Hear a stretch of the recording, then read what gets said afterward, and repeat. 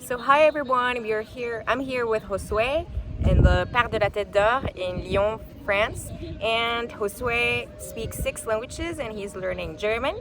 And I speak 5 languages and I want to learn Catalan. So we're going to tell you how we learned all these languages, and also we're going to give you tips so you can learn them as well. So hi Josué, how are you? Good, good. Happy to be here, and thank you for inviting me to do this interview. No, Yeah. I mean, my pleasure. Okay, so English, you were born and raised in the States, but you were an English teacher as well? Yeah, so right now I'm working as an English teacher, and I've been doing this. This is the second time I do this, so I did this 6 years ago, about 6 years ago, and I kind of wanted to come back to France and have this opportunity to do this again. Okay. Yeah. And so what do you like the most about teaching your mother tongue? Well, so it's yeah, I would say like English and Spanish, those two languages. I really enjoy teaching them because, first of all, I'm able to kind of share my passion of languages with my students, Yeah. and I think when I'm able to transmit the same passion and get students motivated to learn a different language and to see to be able to inculcate in them that learning a foreign language opens so many doors for you. Yeah, It's not only totally. the fact of being able to speak a different language, but everything that comes with it, right? The culture, the experiences that you can have by traveling abroad, meeting different people, right? And so when I'm able to see my students adopt the same mindset, that is really enriching for me. It's a really enriching Yeah. experience. So. Yeah, totally. I think, like personally, I think that speaking different languages has allowed me to have a lot of friends Yeah. and like deep connections. It's not just like superficial, you know what I mean? Because I can speak their mother tongue. So that has been like incredible for me, just being able to like see who they really are, you know, like their real selves, and of course, professional opportunities as well.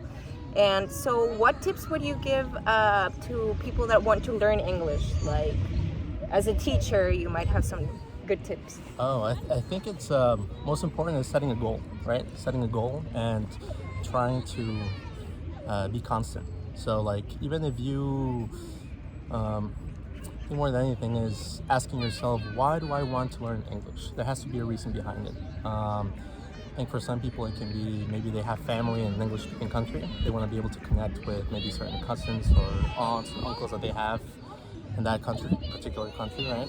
For other people, it can just be the fact that they want to travel, right? They want to be able to travel to maybe the United States, England, Australia, and they want to have more of an immersive experience. I think once you have a reason as to your why, everything else comes much easier. Okay. Interesting. So, and more than anything, setting a goal, and then you want to also set micro goals or mini goals to help you get there, because I think it's those small steps that if you're able to stick to them, or in the long run, are going to turn into big steps, right? Yeah, totally. So even if you're only able to dedicate 10, 15 minutes a day, that's better than not doing anything. Yeah. And what can be a micro goal? I Like think- examples of, yeah. Yeah, I think, especially for these micro goals, it's important that the process is fun. Because if you're not having fun, if it's something that's tedious, it's not as likely that you're going to stick to it. So, for example, what I did when I was learning Italian, for example, I tried, listening to music that I liked. I didn't understand all the words in the beginning, but I would look up the words, online, and then also look up their meaning. Yeah. And then the next time I was listening to the same song or songs, I had a better idea of what I was listening to. Yeah. And then that would also give me an opportunity to practice my pronunciation, right? So sometimes I would be, I don't know, in my car going to work, and I would put on the same song maybe twice or 3 times, right? And I would listen to it. So something as small as that. You can start Okay. something as small as that to practice your pronunciation, just getting that immersion, right? Being exposed to the language. Yeah. Yeah. Another micro goal that I think it's important too is picking up vocabulary. Vocabulary is essential. It's essential, and you can learn it through context. I think it's key. So there's an application that I like. It's called Anki. Okay. How do you spell that? Anki, so it's Anki. Okay. Anki. And it basically uses a spaced repetition system.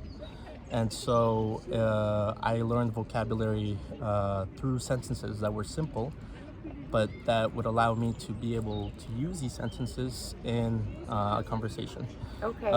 from the very beginning. So, for example, something as simple as, hi, my name is, I'm from, right? Things like that. And then I would incorporate the vocabulary within very simple sentences. I'm talking very simple sentences.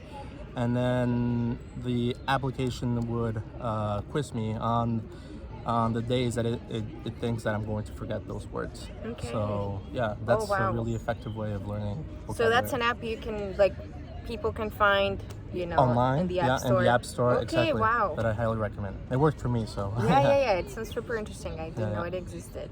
Okay.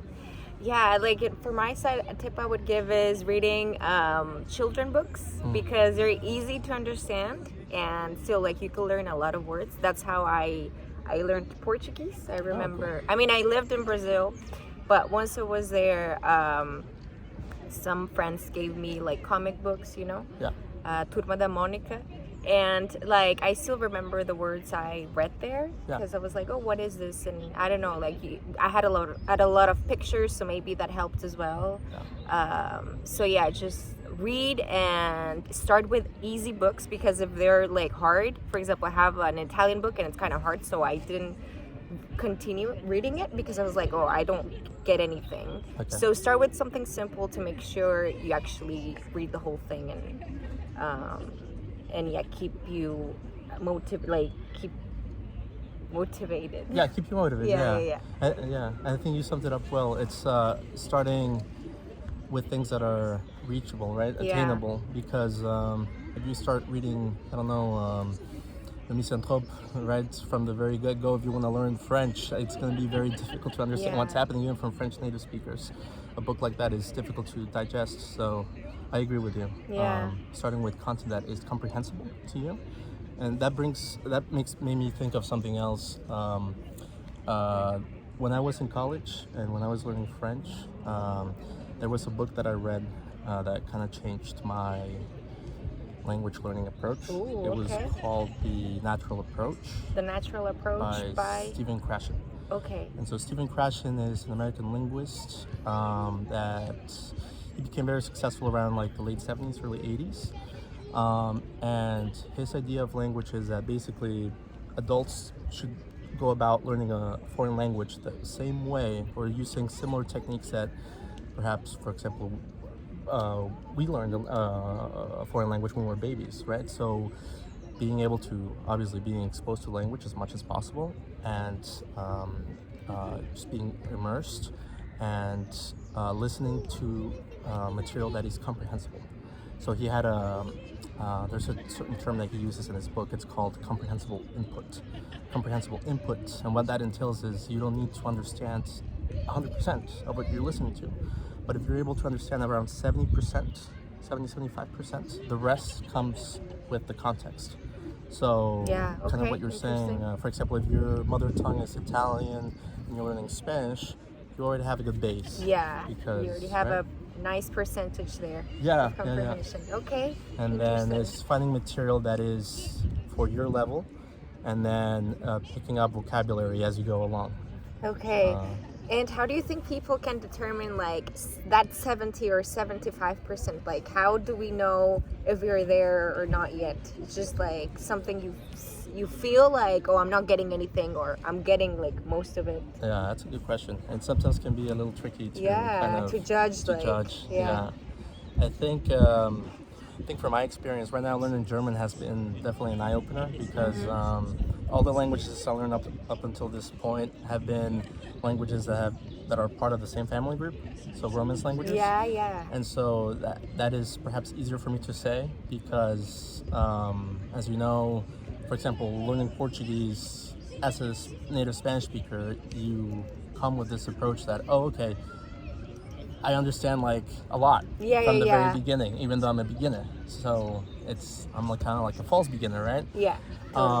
And so from that perspective, I think for our viewers who are listening, if you're learning another language that is part of the same family group, start with videos that are geared towards language learners. And then the vocabulary that you don't understand, you can look it up.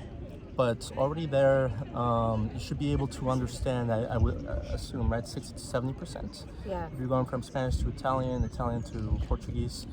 And then as you progress, obviously pushing yourself a little bit and listening to material that is a bit more difficult.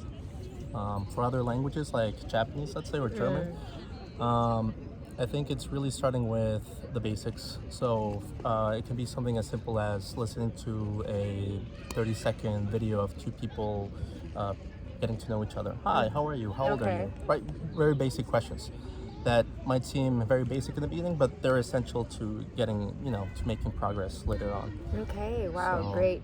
Do you have like any websites or where people can find those type of videos, or just like go on YouTube and search for, I don't know, situations in German or different language? Okay. So, like language learning resources?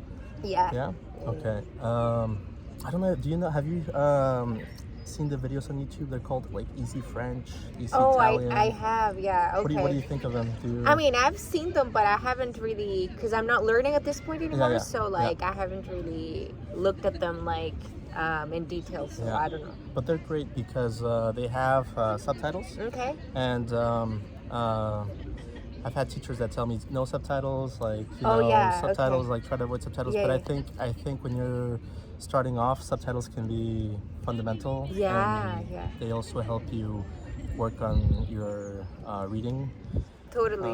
as well. So I think these videos, you can find them online on YouTube, and they have them on different languages like French, German, Japanese, Korean, you name it. And they're great because they're geared towards different levels, so you can kind of look up something that's suitable for you based on your level. But it ranges from A1 to C1, I think. Okay. So, and they interview people on the streets. Oh, And you're cool. kind of able to also get a little bit of an idea of the culture Yeah. that is, that makes up the language as well, which I find fascinating. Yes, totally.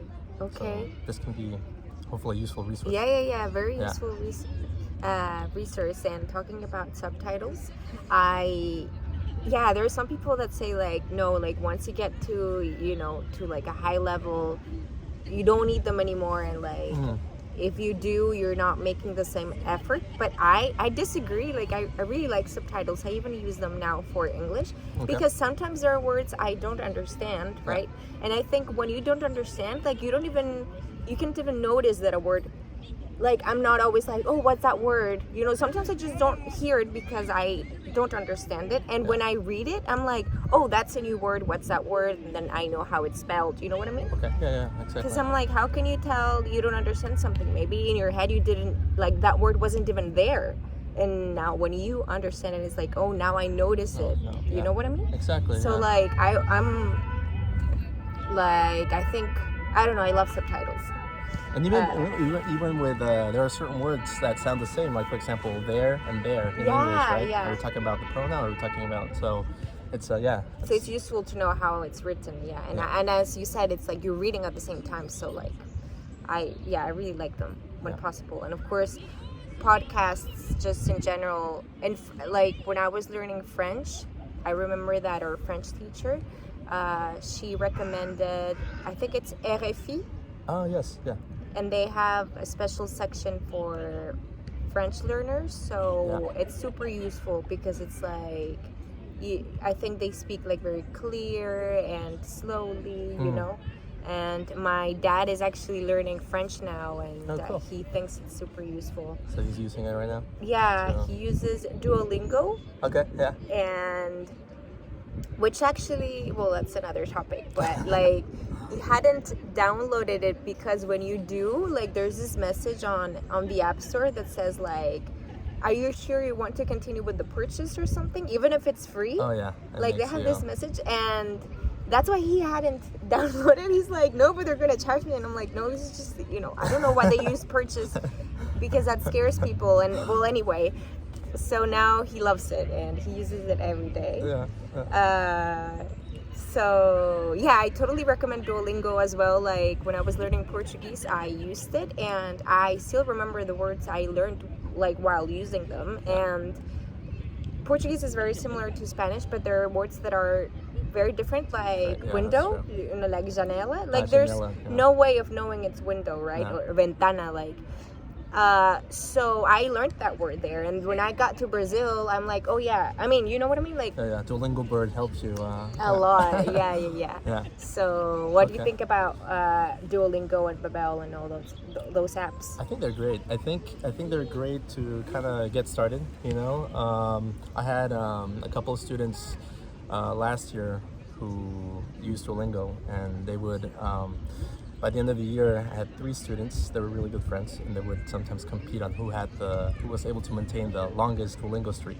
Oh, So, oh, yeah. So who could keep the longest Duolingo streak? But it was really fun to see that. But I noticed that for those students that did use Duolingo, they tend to do better in class also, because you learn vocabulary. And going back to vocabulary helps you in order to communicate, right? Totally. So certain words that we hadn't learned in class, but I was like, where did you learn that? Duolingo. I was like, oh, okay, wow, okay. Interesting. Yeah. So, and I think the more you're able to have a different, variate your resources, the better it will be, you know? Because Duolingo, that way it's not so repetitive and you can kind of change it up a little bit. That can be useful too. Yeah, and But- especially because a language is just, I don't know, it's not just something like, oh, I already have it, like I master it now. It's like so big and complex. Like even native speakers, we don't know all the words in one language, right? Exactly. So it's like the more you can get, the more you can listen, you know, or like watch movies, or it's always going to be helpful. So, bueno, ahora pasamos a español. Entonces, Josué, en Estados Unidos, ¿dabas también clases de español? Estados Unidos, sí. Hace 2 años, estos últimos 2 años, estaba dando clases de español, en una preparatoria. Ah, en una preparatoria. Sí. En Estados Unidos, ¿no? Estados Unidos, sí. ¿Y por qué crees que los alumnos quieren aprender español? O sea, ¿cuál es su Wow. motivación? Mira, en Estados Unidos es el idioma después del inglés más hablado, entonces hay esa necesidad de hablar el idioma, porque hay muchos hispanohablantes de diferentes países que viven ahí. Igual hay estudiantes que están interesados por la música, como sabes, música en español se escucha por donde vayas, Sí. ¿no? Aquí en Europa, en Asia igual. Entonces hay ciertos estudiantes que están interesados por la música. Después tienes estudiantes que quieren tal vez viajar a España, México o a Sudamérica, entonces igual está ese componente cultural. Pero ya hay otros que no tienen la opción y que sus papás los obligan a... Sí, ¿no? sí, que Sí, son latinos que sí, o... ajá. Pero Ok. sí, esas son las razones. Ya. Ok. Y para aprender español, ¿cuáles son las técnicas que usas? O sea, les llevas, no sé, canciones o videos, películas. Les llevo... ¿me tienes una arenga? Les llevo canciones, trato de hacerlo dinámico.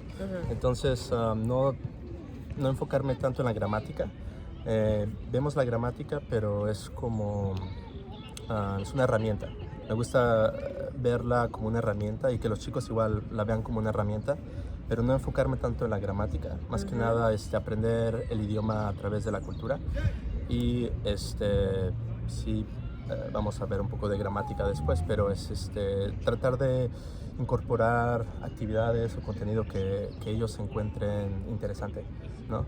Entonces, a través de la cultura, por ejemplo, cuando tuvimos una unidad en Argentina, sobre Argentina, y aprendimos sobre el mate. Algunos estudiantes no sabían qué era el mate, ¿no? Y cómo el mate es más que una bebida, sino es un momento igual para pasar tiempo con amigos, Sí, con familia, ¿no? sí. Y hasta que se comparte, se pasa el mate, ¿no? Alrededor, y entonces es un momento igual para compartir. Entonces los chicos encontraron eso muy interesante, ¿no? Y aprendimos cierto vocabulario para hablar acerca de este evento, ¿no? Entonces sí, más que nada cultura y trato de incorporar igual música, actividades para hacerlos hablar, platicar y utilizar el idioma. Ajá. Ok, sí, eso se me hace muy interesante de lo de la Argentina y el mate, porque siento que en los libros para aprender idiomas, Sí. en general en las clases, lo que usamos los temas que usamos para enseñar idiomas son temas súper interesantes como de cultura general que todo el mundo debería saber. Ah, sí. Entonces a mí se me hace como que estás aprendiendo un idioma y además estás como alargando tu visión del mundo, como cultivándote, digamos. Así que eso también se me hace, o también los debates, ¿no? Ya en un nivel alto que queremos debatir sobre ciertos temas, entonces al mismo tiempo aprendes sobre el tema y en otro idioma. Así Sí. que Sí. eso se me hace muy padre. Sí, es cierto. Y para ti, el inglés, ¿cómo fue? ¿Cuál fue el proceso para ti aprenderlo? Ah, ya, sí, buena pregunta.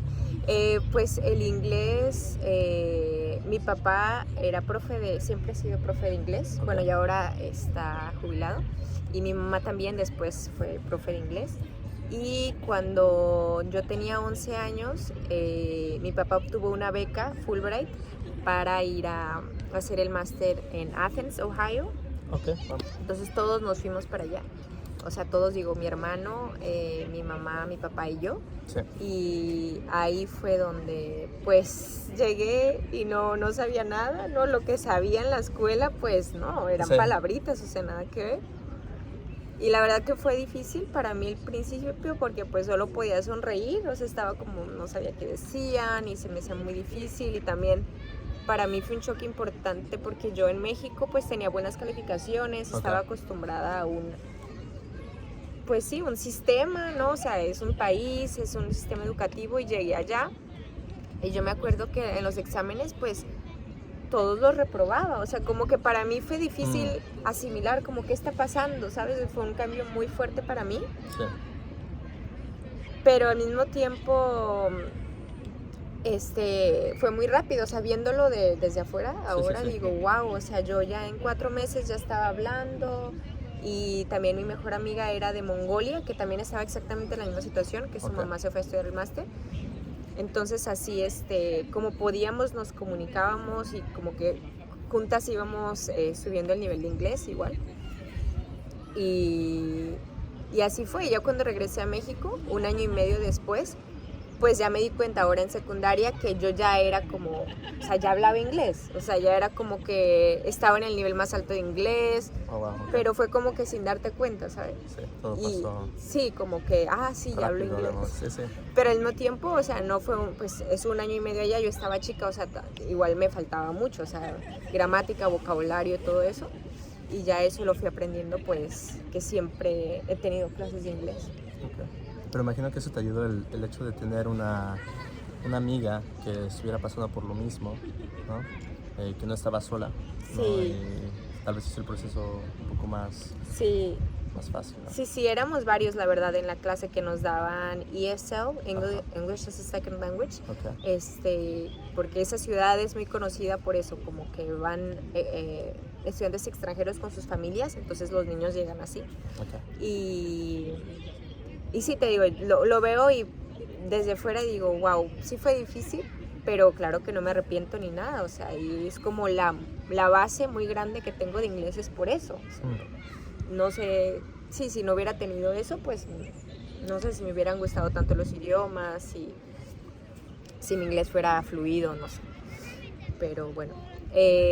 Bueno, por este video vamos a cortar aquí. Okay. Entonces hicimos inglés y español y vamos a hacer otro para los otros idiomas.